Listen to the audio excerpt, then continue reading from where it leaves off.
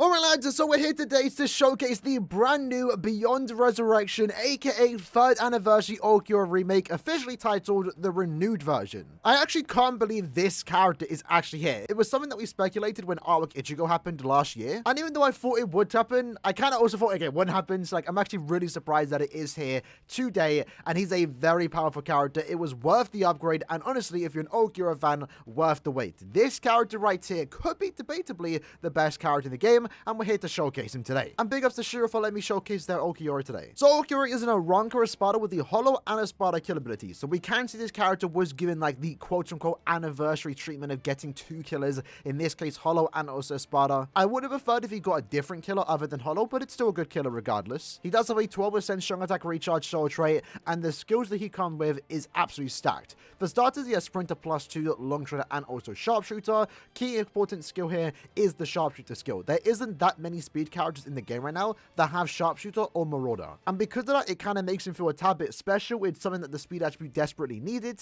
He has a 40% Berserker, a 40% Devastation, complete stat immunity, the new skill where if you are partnered up with Aaroniero, you get an extra 10% strong attack damage. So if you are with 5 other Aaroniero, you essentially get a 60% strong attack damage increase thanks to this new Aaroniero Resonance skill. He then also has Frenzy +1, Bombardment +1, 40% more damage to enemies that are afflicted by Statusman, and this does go for the entire team if you are a speed attribute Aaroniero. And then he also does have the spiritual pressure boost. One of the main reasons why people are excited for this character is because he's a very powerful soul bomb, very similar to the likes of 1000 Year Blood War Yamamoto, who basically broke guild quests. And while it's true that Yamamoto still hits a tad bit harder, the numbers are very close. Keep that in mind. Like, Yama only hits like what, maybe 10% more than the ULQUIORRA. The damage difference isn't even that big of a deal because both of them can basically do what both of them could do: nuke guild quests when they have killer and even when they don't have killer, and that's quite crazy. But how does this character perform in normal PvE content? Well, let's check it out. Alright, so we're currently in a single player IZ quest, mainly just to quickly showcase his strong attack so we can get a quick glimpse of how this character does perform.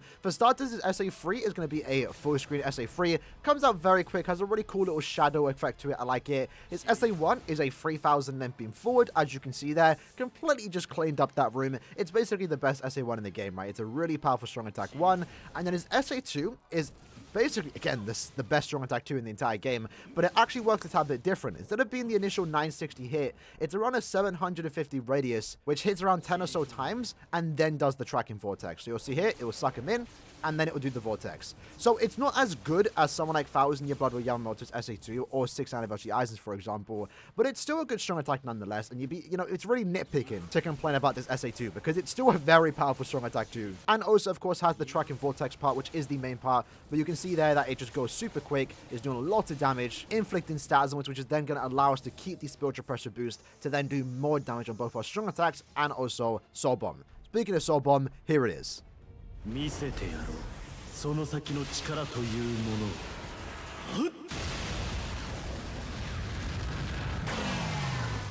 I'm not gonna lie, I do prefer the 3rd Anniversary Soul Bomb over this one, but I really like seeing characters like this, an original design, a Brave Souls original, as they call it, and seeing it do different types of attacks, because it makes it feel more original, if that kind of makes sense. Like, we've been so used to ULQUIORRA doing this one type of attack, and seeing him have a different moveset is really cool, and it kind of makes the character feel even more special. And honestly, maybe it's too soon to start saying this, but I wouldn't mind a remake of this character again in, like, let's say 4 years' time. So if they want to do that, I'm for it. Alright, so now we're hopping into Ultra IT. In this case, we actually have a Aaroniero in our team, which is another ULQUIORRA, so we're both buffing each other here, allowing us to get an extra 10% strong attack damage, which I think is really cool. Now what you're going to notice is that this character is going to actually clear relatively fast, despite him actually having killer, which isn't normally ideal, but this character is also just really good mobility-wise, thanks to our Sprinter +2, Long Stride, and also complete stat immunity, where we don't have to really worry about where we are standing. I really like that on characters, because I do appreciate a character with good survivability, right? Being able to do damage is great and all, but if you're constantly dying or constantly getting paralyzed and frozen, it can get a tad bit annoying. But in this ULQUIORRA's case, it's not really that big of a deal, especially with this SA2, which is almost always guaranteed to inflict Stasmans, and I really do like that. It's a different take on a strong attack that we've basically been, hyped up and used to for the last 2 years. The 960 distant AoE into a tracking vortex. Instead of this time, it's more of a vacuum vortex into a tracking vortex, and I kind of like that combination. It's technically a worse version when compared to like someone like Yamamoto and 6th Anniversary Aizen, for example. But it's still great. I think it's a great strong attack. And if it potentially means we can see this strong attack more often, that's not really too bad. Now, what you're going to notice here is the killer makes a massive difference. Like, imagine these were hollow enemies. We absolutely destroyed those enemies. And the reason for that is because we have killer against them. We have Respada killer. We're doing 40% more damage to Respada enemies. And that means we're going to be doing a lot of damage to those bosses, which is great in this particular case, where in IT, the bosses can actually have a lot of stamina. And if you don't have killer against them, it can slow your run down a tad bit. But in ULQUIORRA's case, it's not really that big of a deal. So unfortunately, we did take a bit of damage there, but it's fine. We are going to heal next room. The Nelio, unfortunately, isn't actually Respada. So we have to do a bit of damage there. But what we're going to do here is use our SA2, clear out those mobs, and let's see if we can actually use our Soul Bomb. Now, we actually lost a bit of damage here, so it's not ideal. But we are going to do another run and try and go for it again. Let's use our Soul Bomb here, which is going to kill them. There we go. Into them. Use one strong attack, and that's it. They're done. They're done. ULQUIORRA Soul Bomb is absolutely crazy. Like, it does a lot of damage. It's quite mental how much damage you can actually do. I mean, it's literally on Yamamoto's levels of damage, which is quite crazy, right? Especially, again, considering that this character is a premium character. That's actually really good. And for no killer, getting a 2-minute clear time isn't really too bad. Alrighty, into our next run. Let's see if we can actually do it better this time instead of taking any damage, right? In this case, we do have a Moe on our team, which actually is increasing our damage by 20%. So good on Moe for actually being a team player here. And we're just going to do the usual carry the super pot characters so we can get easy pots. So in a stage like that where there was a bunch of enemies, I definitely appreciate that SA2 having the good crowd control that it does have, because that can get quite hectic, especially in this particular stage where there are a bunch of laser enemies that can do a lot of damage and can do damage from afar very quickly. It's good to have crowd control like this. So in this case, a bunch of enemies are about to spawn now, so let's use our SA1 there into the SA2. That's going to group a lot of them up. And stay back a tad bit, use our SA1, there we go. Then we get close and use that SA3. I gotta say, so far so good. I'm definitely liking the character performance, even when he doesn't have killer. Definitely will be a game changer, though, when the Hollow Killer does come around. This character is going to absolutely dominate that particular IT. Alright, Noritora spawned in, use the SA1. Look at that damage, boys. I know the Akon's helping a tad bit, but damn, that was actually really impressive. Alright, so next wave, the enemies are going to spawn in. The boss is more particular. And again, there is a Nelio there who does take a tad bit of extra hits to kill, mainly because she isn't actually in the Sparta. So we're going to see how long it takes us to kill a boss with a killer and then without killer. So SA1, and then let's use our SA3 now. There we go, back up, use our SA2, then jump away. Yeah, look at that damage against the Halibo. That was actually really good. Is the Nell dead? Okay, I don't even know how we killed Nell, but Nell's apparently dead. Okay, we'll take it. All right, so now we're going into the final stage. I want to do a damage test on our Soul Bomb. Can we actually just Soul Bomb all the way through? 1 out of 5? We can. So, bruv, what? We can. Apparently we can. Again, we had killer against the bosses, which I guess is important too, but we aren't even rocking attention tie, by the way. Last stage, we didn't even rock attention tie. We were able to keep the full stamina, which did allow us to, again, do 50% more damage on our Soul Bomb, but that was crazy.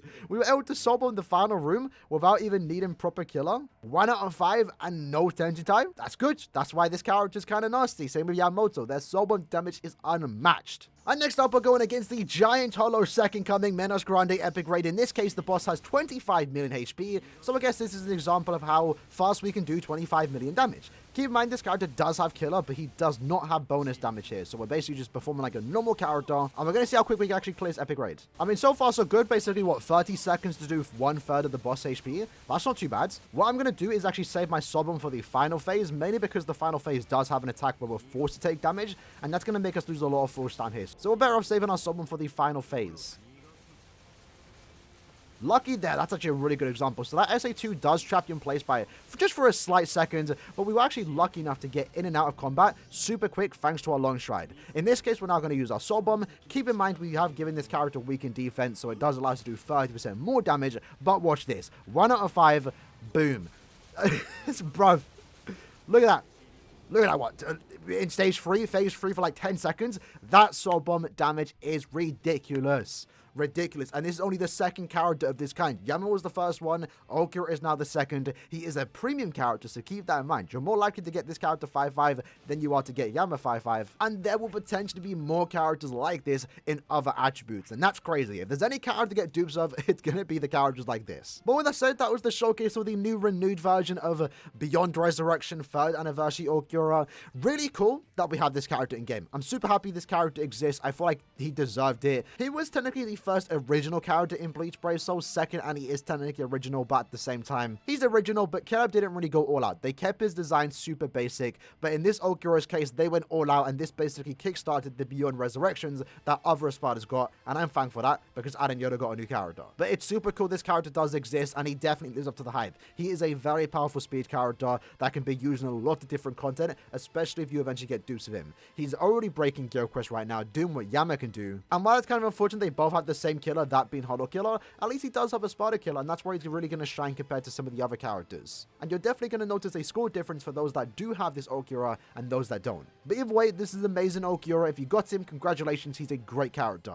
With that said, hope you guys enjoyed the video. Shout out to Shiro for letting me showcase this ult today, and I'll see you guys next time. Take care, and peace.